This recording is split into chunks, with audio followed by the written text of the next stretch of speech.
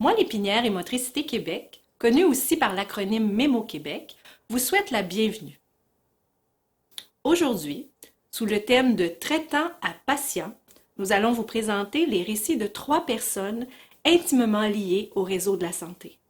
Ce qu'elles ont en commun, c'est que ces 3 personnes ont exercé ou exercent encore leur profession dans le réseau de la santé. Elles ont subi une atteinte à la moelle épinière et elles ont la générosité de partager avec nous ce moment de leur vie. Ces 3 intervenants nous partagent leur expérience de vie, tant sur le plan personnel que professionnel. Ils évoquent le changement que la blessure à la moelle épinière a apporté sur ces 2 plans. À travers les nombreux défis quotidiens, ils nous confient ce qu'ils ont ressenti en passant du statut de traitant à patient. Leur vie avant et après le diagnostic, mais surtout, par leur expérience et leur vécu, ces 3 personnes extraordinaires nous inspirent par leur courage, leur persévérance et leur chemin vers la résilience. Bonjour, mon nom est Jean-François Rouleau. Je suis un petit gars de Saint-Jérôme. J'ai fait mon cours de médecine à la fin des années 70. J'ai travaillé en Abitibi de 79 à 85 comme médecin de famille. Et en 85, je suis revenu dans mon patelin à Saint-Jérôme où j'ai pratiqué la maternité, donc le suivi de grossesse, les accouchements et le suivi des enfants. Jusqu'en 1990 où j'ai eu mon accident d'auto que je vous conterai tantôt. Alors, bonjour, moi, mon nom est Maryse Quentin. Je suis née à l'hôpital du Sacré-Cœur à Montréal. Toutefois, j'ai très peu resté à Montréal. Je suis mariée depuis 30 ans. Je demeure à Trois-Rivières. Je suis maman de 5 enfants, grand-maman de 2 petits-enfants. Ergothérapeute depuis 1988, donc j'étais 27 ans ergothérapeute. J'ai travaillé au Centre hospitalier régional de Trois-Rivières, principalement à l'unité de courte durée gériatrique. J'ai aussi été chef de la réadaptation et du service social pendant près de 3 ans.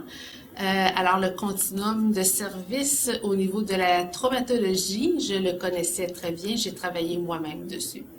Bonjour, mon nom c'est Sherry Craig. Je suis née à Québec et j'ai grandi et je vis encore à Stoneham. Je suis mariée depuis presque 25 ans.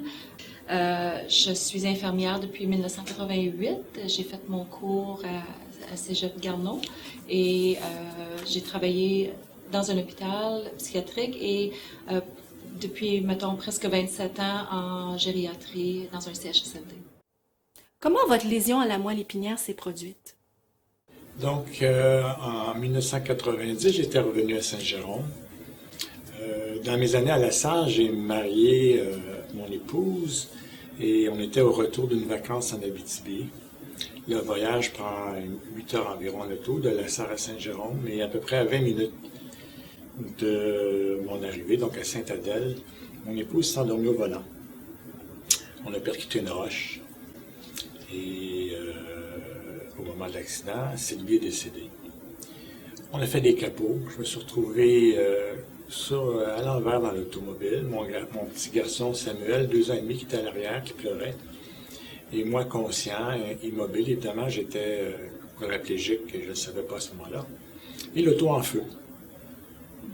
J'étais certain de mourir. On n'était pas sur le métropolitain, 5 heures de l'après-midi, mais à Sainte-Adèle, il passait une auto de temps en temps. Et cette auto-là avait un extincteur.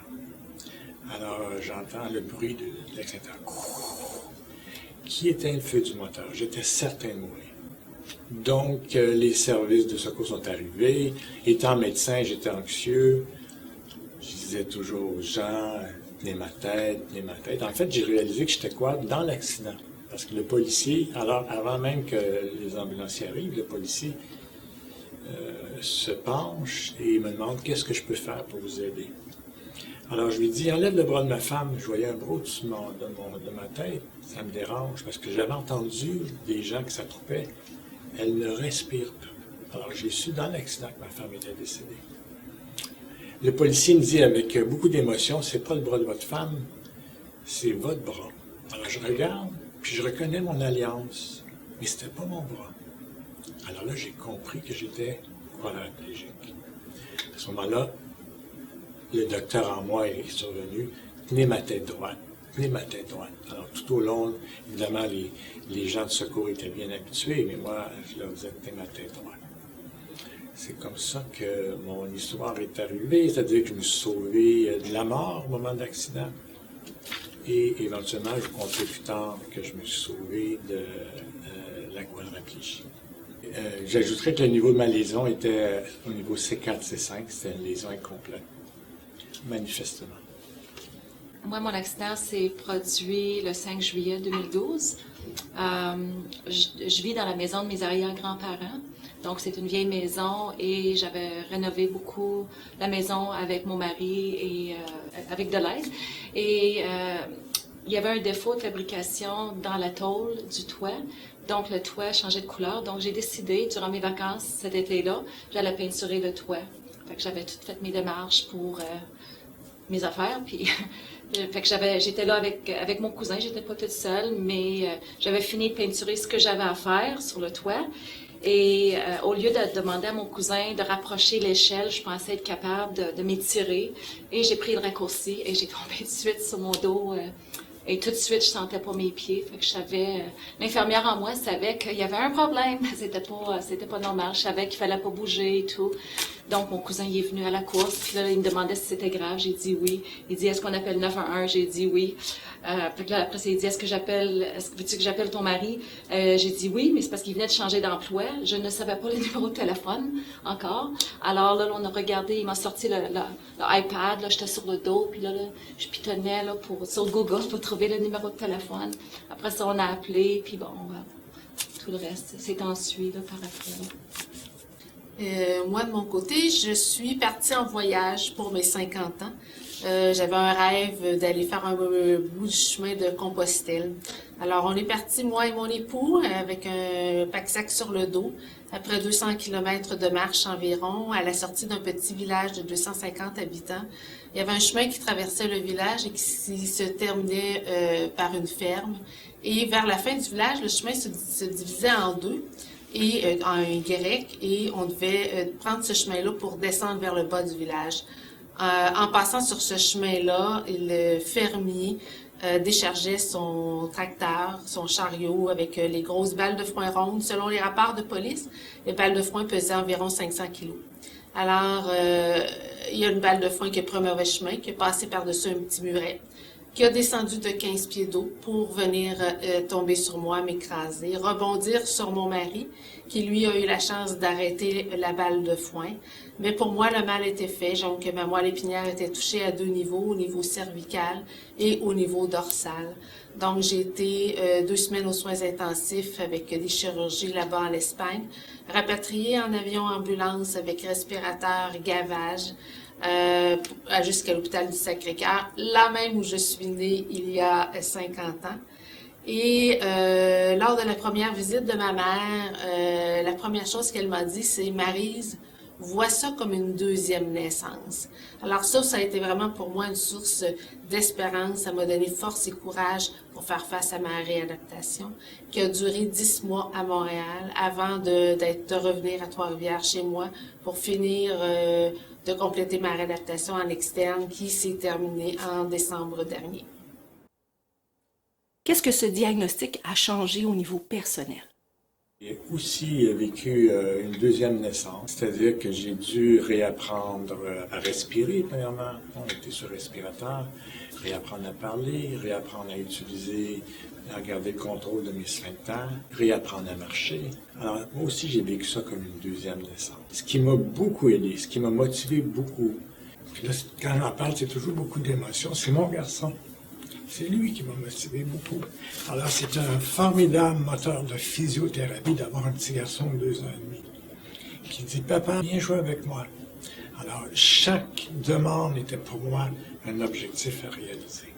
C'est sûr que moi, j'ai besoin de soins un petit peu le soir et le matin, surtout pour l'hygiène, l'habillage du bas du corps. Mais par contre, maintenant, je suis capable de préparer mes repas. Ils sont plus simples qu'avant, mais je prépare mes repas. Ça me permet de partager encore des repas en famille et tout ça. Je peux faire mon lavage. Moi, ma réadaptation venant de se terminer, je recommence à faire des activités un petit peu de bénévolat. Je reprends plusieurs loisirs. Il y a plein de choses bon, que j'aime faire puis que je continue de faire. Ma mère m'avait dit que c'était comme de voir ça comme une deuxième naissance. Je me disais, effectivement, je suis en vie, il faut que je fonce. Moi, ma tétraplégie a changé beaucoup de choses parce que mes membres inférieurs ne bougent pas du tout. Donc, je dois me déplacer en fauteuil roulant. Les médecins en Espagne avaient dit à mon époux qu'il y avait de fortes chances que je reste sur respirateur et gavage. La réadaptation s'est faite très rapidement du côté respiratoire. Aujourd'hui, je peux manger ce que je veux. La famille, effectivement, moi j'ai 5 enfants, alors je me suis dit, je vais pouvoir voir vieillir mes enfants. D'ailleurs, depuis ce temps, j'ai une nouvelle petite fille et ma fille m'a demandé d'assister à l'accouchement. J'avais assisté à l'accouchement du premier avant mon accident. Puis ma fille m'a dit, elle dit, maman, j'aimerais ça que tu sois là aussi pour le deuxième. Elle dit, tu me calmes. Moi, de mon côté, j'ai pas d'enfants, mais par contre, puis mes parents ne sont pas encore vivants. Puis je pense que c'est peut-être une bonne affaire parce que, mon Dieu, ça n'aura pas été facile pour eux autres s'ils m'avaient vu comme ça. Mais en tout cas, mais à part ça, ben, c'est ça, j'ai eu le support vraiment de mon mari, énormément. Puis mes collègues de travail venaient à chaque semaine à l'IRDPQ pour souper. Ils emmenaient le souper, oui, on allait au restaurant. Vraiment, le support, là, puis on ne le croit pas nécessairement qu'on peut avoir autant de support que ça, je pense, en tout cas. Puis c'est dans les occasions de même que vraiment on voit ces choses-là. Et puis, même juste comme chez nous, j'ai 2 oncles qui restaient pas loin, un de chaque côté de la maison. Et puis, avant même de sortir de l'IRDPQ, il y avait des rampes pour que je puisse rentrer chez eux. Ça touche au cœur, ça. Tu sais, de savoir que les gens veulent quand même t'intégrer dans leurs choses. Fait que c'est ça, fait qu'on fait notre petit bout de chemin. En quoi consistait votre travail avant l'accident? Donc, avant l'accident, j'étais médecin de famille, mais je suis concentré en obstétrique maternité. C'était vraiment une passion pour moi. Je faisais entre 200 et 300 accouchements par année, solo. Alors, les mamans qui venaient me voir, ils savaient que le Dr Rouleau avait des grosses chances de l'accouchement. Mais sinon, c'était vraiment une passion. Donc, un deuil important. Malgré que j'ai récupéré, j'ai eu une lésion périphérique ici. Alors, j'ai perdu beaucoup de dextérité au niveau du membre supérieur gauche, ce qui fait que j'ai pas pu retourner à l'obstétrique. C'était un de mes deuils à faire, évidemment, c'est ma profession. Alors, j'ai été ergothérapeute pendant 27 ans. J'ai été aussi 3 ans, presque 3 ans cadre. Donc, je m'occupais de l'équipe de réadaptation et du service social au Centre hospitalier régional de Trois-Rivières de 2006 à 2009. J'avais travaillé principalement au niveau aussi du continuum de service au niveau de la traumatologie. Donc, je connaissais très bien là, le continuum de service au niveau des lésions médulaires. Alors, ça, pour moi, ça a été aussi un plus. Depuis mon accident, comme ça fait bientôt 2 ans, l'accident, c'était le 28 juin 2016. Alors, moi, je n'ai pas repris le travail. Étant à 5 ans de la retraite et le peu d'endurance que j'ai, je dois quand même là, gérer mes énergies. Il n'y a pas eu de retour au travail d'envisager.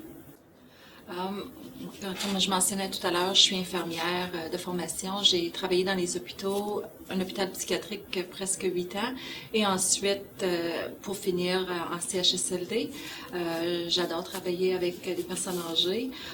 J'ai commencé infirmière sur les étages. Après ça, je suis devenue gestionnaire. J'ai été peut-être 3 ans gestionnaire. En fait, j'étais gestionnaire quand j'ai eu l'accident. Et sachant, comme gestionnaire, les heures, on a beaucoup d'heures, alors ça ne fonctionnait plus avec mon état de santé. Donc, j'aime bien dire, ils m'ont décadré. Alors là, je suis redevenue syndiquée. Alors, ils ont créé un poste pour moi, selon mes capacités que je pouvais faire. Donc, j'ai un poste à 3 jours semaine. Alors, j'adore qu'est-ce que je fais. C'est un petit peu un volet de ce que je faisais avant. Fait que je continue là-dedans. Alors, c'est sûr, je m'ennuie du contact avec les résidents à l'étage, mais si tu veux, je peux les voir pareil, je peux voir les familles, mais c'est pas la même chose, mais c'est correct. Étant donné que j'aime vraiment qu'est-ce que je fais, je suis correct avec ça. Quel changement la lésion médulaire a-t-elle apporté au niveau professionnel? Alors, quand j'étais à l'Institut d'adaptation, j'étais 8 mois là-bas, devant mes progrès fulgurants. Hein, je suis passé de quad à capable de bouger. Le deuil de l'obstétrique n'était pas fait, alors on m'a beaucoup stimulé pour retourner à l'obstétrique. Mais comme obstétricien, la perte du bras gauche, c'est assez un handicap. Hein? 9 fois sur 10, le médecin est là pour recevoir le bébé. Ça se fait naturellement, mais là où le médecin est important, c'est quand ça va mal, on a besoin de nos 2 bonnes mains. Pour se lever à 3 heures du matin, aller faire un accouchement, il faut que tu aies confiance dans tes mains. Si tu te lèves avec une moindre inquiétude de ne pas être capable d'affronter une situation, il n'y a plus de plaisir. Alors, ce qui fait que j'ai commencé à suivre. Les gens me voyaient à Saint-Jérôme. Ils me disaient, Docteur Rouleau, quand est-ce que tu vas recommencer à coucher? Ma femme attend près de toi pour tomber enceinte. Imaginez tout l'encouragement que ça me donnait. Mais effectivement, j'ai commencé à faire des suivis de grossesse. Puis, lorsqu'on examine les patients, les examens bimanuels, je n'avais pas du tout confiance. Ce qui fait qu'après quelques mois, j'ai fait le deuil de l'obstétrique. Et donc, j'avais pensé à l'insuladaptation. Mais donc, ayant beaucoup souffert moi-même physiquement, ayant failli mourir, ayant perdu ma femme, c'était comme naturel pour moi d'aller à l'autre bout de la vie, puis d'aller me former en soins palliatifs. Alors, ce qui fait que l'accident est arrivé en 90, en 93, j'ai parti le service des soins palliatifs à l'Hôtel de Saint-Jérôme. Et en 2006, j'ai fondé la maison de soins palliatifs de la Rivière-du-Nord, toujours dans le même continuum des soins palliatifs. Alors, je répète qu'ayant beaucoup souffert moi-même, ça me donne une énorme sensibilité que je pense que mes collègues médecins n'ont pas. Mais c'est clair que mon expérience personnelle m'a donné une grande sensibilité qui était un atout, finalement, qui était un acquis pour moi.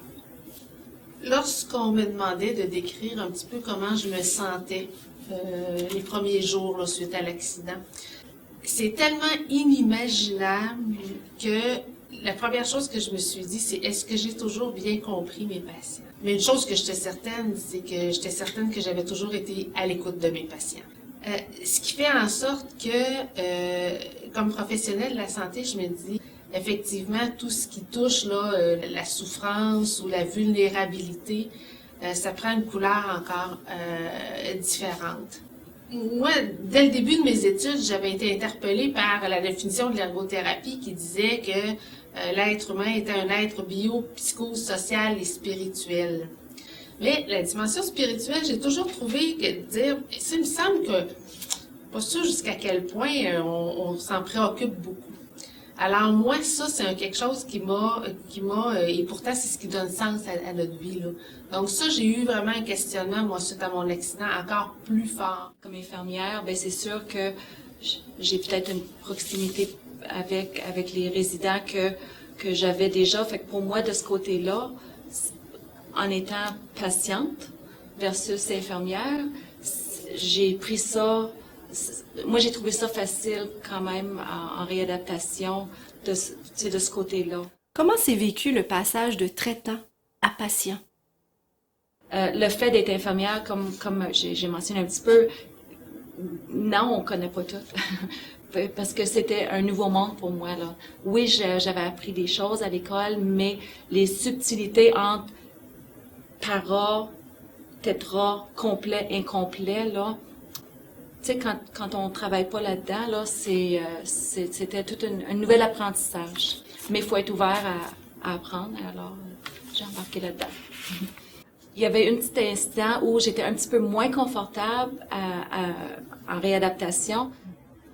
En étant gestionnaire, c'était à l'été. On venait d'engager des employés et dont un, c'était un infirmier auxiliaire qui travaillait aussi à l'Institut. Il était mon infirmier, il s'occupait de moi ce soir-là. Ça me tentait pas qu'il fasse mon curage. Tu sais, parce que, tu sais, je le connaissais, là, et ces choses-là. Mais à part ça, puis je pense que ça aurait peut-être été correct, mais autant que moi que lui, on voulait pas, là, tu sais, parce que pour lui, c'était sa gestionnaire dans le temps, là.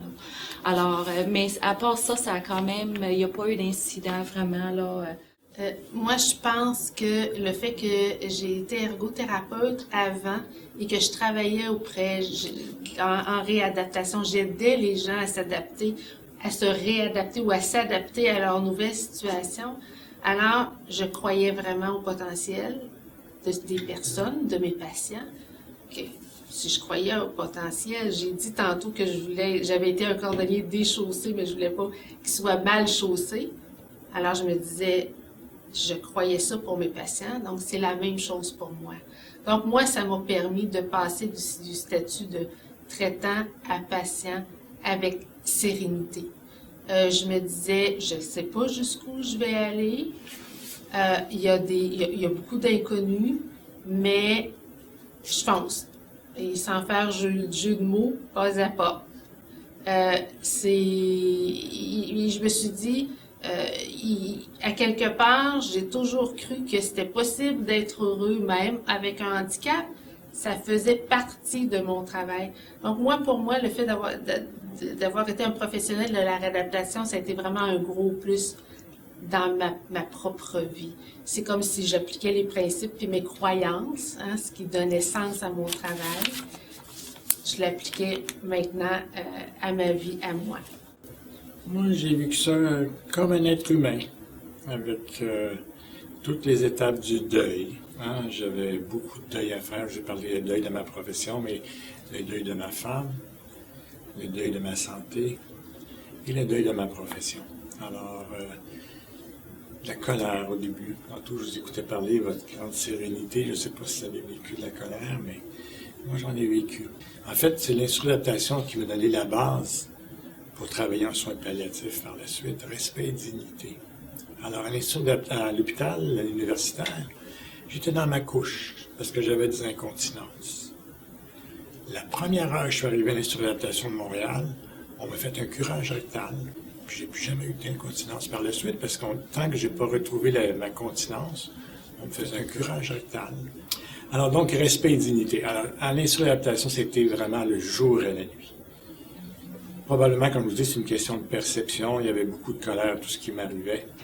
Je me suis retrouvé, Jean-François Rouleau, l'être humain, avec beaucoup de respect et de dignité par rapport à tous mes thérapeutes à l'Institut d'adaptation. Qu'est-ce que vous aimeriez partager avec les autres intervenants et professionnels de la santé et des services sociaux? Le conseil auprès des intervenants de la santé, c'est de nous voir comme un être humain, tout simplement. C'est sûr que moi, comme médecin, je chantais les autres un peu avec beaucoup de réticence au départ. À part les médecins, peut-être. Les médecins me parlaient de médecin à médecin. Mais effectivement, au fur et à mesure, là, le conseil, c'est de voir l'autre personne comme un être humain, tout simplement. C'est sûr que l'espoir est important dans notre récupération, dans notre réadaptation. Quelqu'un qui n'a pas d'espoir est quelqu'un de désespéré. Alors, ça fait partie du cheminement, ça. Alors, vous avez tout à fait raison de ne pas enlever l'espoir des gens, puis au fur et à mesure que le temps passe, le cheminement se passe, puis on va acquérir nos convictions personnelles. Il y a des gens qui ont des espoirs de guérison alors qu'ils sont très avancés dans leur maladie, mais jamais m'a brisé leur espoir. C'est ce qu'on appelle le cheminement. Oui, c'est ça. Moi, je suis une T8, T10 complète. Alors, moi, j'avais l'impression que j'étais étiquetée complète, donc pas d'espoir de remarcher, d'amélioration. Parce que, tu sais, même si, non, un jour, je ne marcherai jamais, bien, c'est quand même important de verticaliser, de se mettre debout.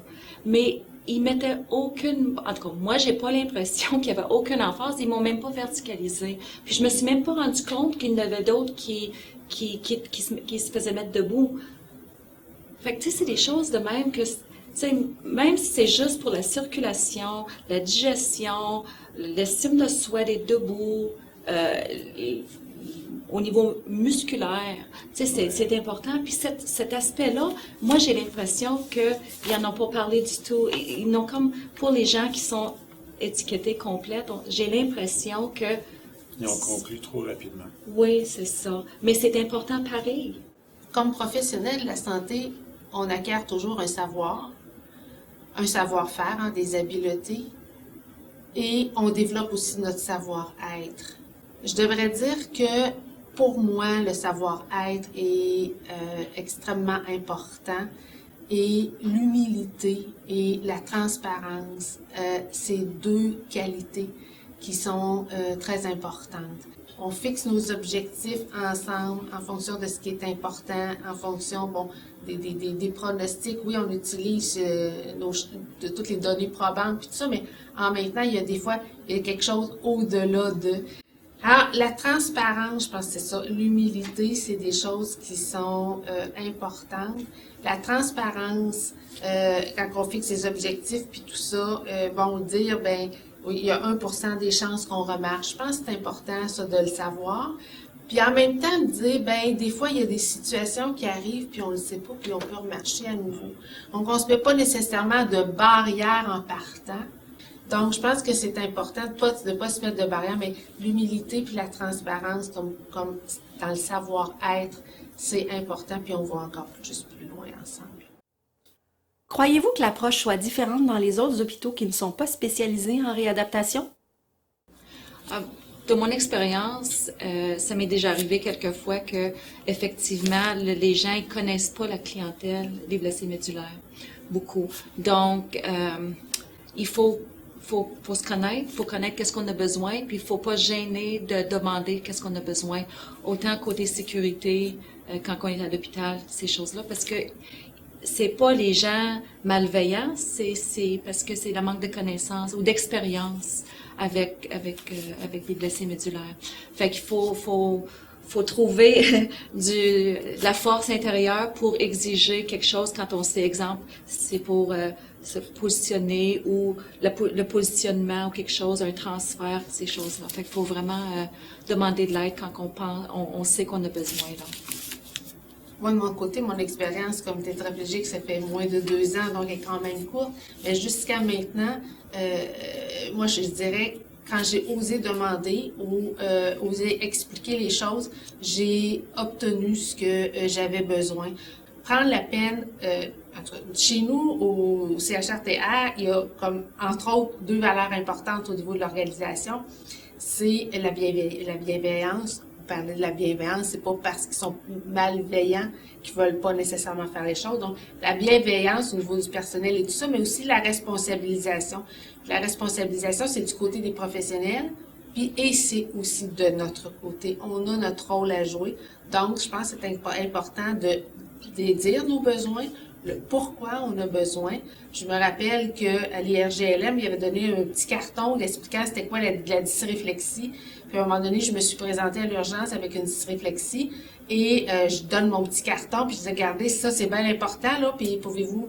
L'infirmière après appelle le temps de le lire et le médecin a lâché tout de suite ces choses et il est venu me voir et dit OK, expliquez-moi là parce que moi ça fait pas partie de mon expertise puis je veux en savoir plus. Il a pris le temps.